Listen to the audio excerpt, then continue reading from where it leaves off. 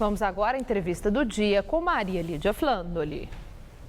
Os tempos não estão fáceis para o PSDB, que enfrenta denúncias graves, perda de Sérgio Guerra, quadro político importante e ex-presidente do partido, além da ameaça de colapso no fornecimento de água em São Paulo.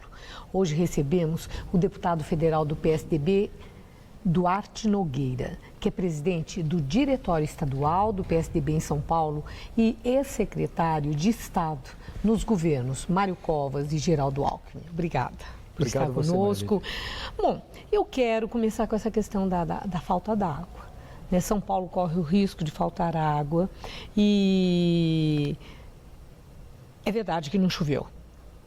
Nós sabemos a origem do problema, de onde vem.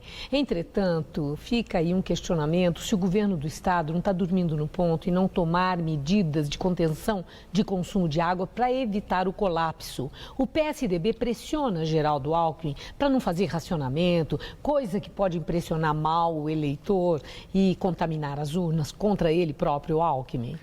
Olha, Maria Lídia, o PSDB não só apoia o governador, como vai ao encontro do que pensa toda a sociedade. Nós acreditamos que não vai haver desabastecimento, nós já estamos tendo uma recuperação no nível dos reservatórios, mesmo que pequeno, pela retomada das chuvas, e São Paulo inovou, porque foi criativo ao chamar a solidariedade da própria sociedade, que compreendeu que a estiagem não é culpa do governo, foi uma falta de generosidade do próprio São Pedro nesse momento, mas está premiando os consumidores que eventualmente economizarem água. Quem economizar vai ter menos custo na sua tarifa de água, sem necessidade de qualquer desabastecimento ou qualquer racionamento. Então nós acreditamos que foi com uma boa gestão que nós vamos contornar essa diversidade, que foi uma estiagem extremamente prolongada, que obviamente não estava prevista. Agora há pouco o Jornal da Gazeta mostrou esse caso, Alstom Simes, e essas denúncias que atingem em cheio agentes públicos de governo do PSDB e também políticos, lideranças ligadas ao PSDB e do próprio PSDB. Agora, com a renúncia de Eduardo Azeredo, esse caso do chamado Mensalão Mineiro, está havendo uma pressão muito grande de adversários, principalmente petistas, em relação a Aécio Neves, no sentido de colar nele uma responsabilidade e participação e que ele tem que ser investigado também. Inclusive eu vi, mais que tucano, Aécio Neves é mineiro e por isso deve ter participação. Eu vi deputado do PT de Minas Gerais falando isso, falando inclusive que está na testa de Aécio Neves que ele tem envolvimento. O PSDB está preparado para enfrentar esse tipo de artilharia? Olha, o PSDB não compactua com o ilícito, com as irregularidades. Qualquer denúncia que porventura venha a surgir e que recaia sobre qualquer pessoa do partido, seja ele ex-filiado ou atual filiado, tem que apurar as investigações, aprofundar o que está acontecendo e, obviamente, aguardar o resultado dessas investigações. O PSDB não vai passar a mão na cabeça de ninguém e quem eventualmente tiver culpa vai pagar pelos crimes que eventualmente cometeu, pelos delitos que foi dado causa e, obviamente, a gente acredita na justiça. Nós lamentamos que isso possa estar ocorrendo com companheiros nossos do PSDB, mas a justiça tem que ser igual para todos, ninguém pode ter diferença perante a justiça. E é isso que nós esperamos. E o ânimo dos tucanos? Eu vi que o presidente Fernando Henrique Cardoso está escrevendo agora uma coluna de opinião no UOL, na internet. E nessa primeira participação dele, ele faz críticas ao governo federal, diz que o governo está apostando na divisão da sociedade, nós e eles. E que tudo isso com a finalidade de se manter no poder. E ele fez duras críticas, inclusive de foto, do presidente Lula e da presidente Dilma sorrindo, do que eles estão rindo, etc. Gleisi Hoffmann, a senadora ex-ministra, disse que Fernando Henrique está assim com muita amargura. O PSDB está desanimado, está amargurado com toda a circunstância do momento?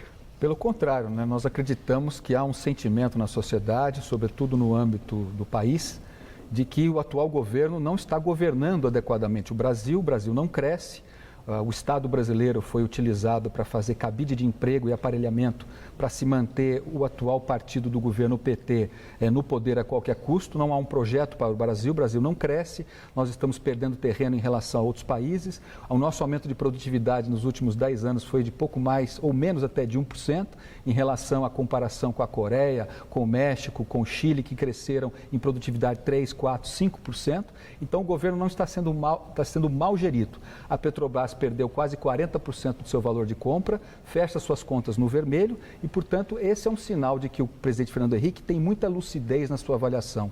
Analisou no ano passado que era um momento de mudança e agora mostrou que ele está no sentido correto. O brasileiro quer, sim, fazer uma mudança e nós estamos preparados para oferecer as oportunidades de dialogar em torno dessa mudança. Agora, essa questão da mudança, deputado, quer dizer, então prega-se a mudança no governo federal, mas prega-se no PSDB a continuidade no governo estadual, quer dizer, a reeleição de Geraldo Alckmin. Por outro lado, né, no adversário é a mesma coisa, continuidade no governo Dilma, mudança em São Paulo. Vocês, os políticos, não estão com uma contradição nesse tipo de campanha? Mudança no que nos interessa e continuidade também, só no que interessar? Olha, Maria Lídia, democracia não é rotatividade. Democracia é o povo escolher naquilo que está indo melhor para ele. Aqui em São Paulo, na semana retrasada, antes do Carnaval, o estado de São Paulo foi apontado como o melhor índice de desenvolvimento humano de todos os demais estados brasileiros. Vem diminuindo o número de homicídios. Há 15 anos atrás eram 13 mil por ano, 12 mil, 11 mil, 10 mil. O ano passado foram 4 mil homicídios. Mas aumentando de roubo. Há uma expectativa, sim, de aumento de outras formas de criminalidade, mas tem sido combatido pelas nossas polícias. A saúde de São Paulo é a melhor saúde do Brasil por esforço do governo do estado. O governador está colocando esse ano 1,5 bilhão a mais de reais do que é obrigado por lei na saúde do nosso estado para contrapor a falta de recursos que estão deixando de vir por parte do governo federal. Há 10 anos atrás, o governo federal colocava 56% dos recursos do Bolo SUS, agora está colocando apenas 45%. Não reajustou a tabela do SUS e não tem apoiado as santas casas e hospitais filantrópicos. Tanto é que o governo do estado, de 2013 agora para 2014, aumentou de 222 para 535 milhões de reais o repasse para as santas casas. Agora, o governador Alckmin está muito bem nas pesquisas, né? Dá até que ele pode levar num primeiro turno se a eleição fosse hoje, mas nós sabemos que tem muito tempo daqui até a hora do voto. Entretanto, Alexandre Padilha já saiu em caravana pelo interior. O governo federal tem o PAC dos equipamentos, está distribuindo maquinário, caminhões, tudo que prefeituras precisam. Geraldo Alckmin tem gás para competir com um adversário tão bem apadrinhado e tão forte e que já está em campo?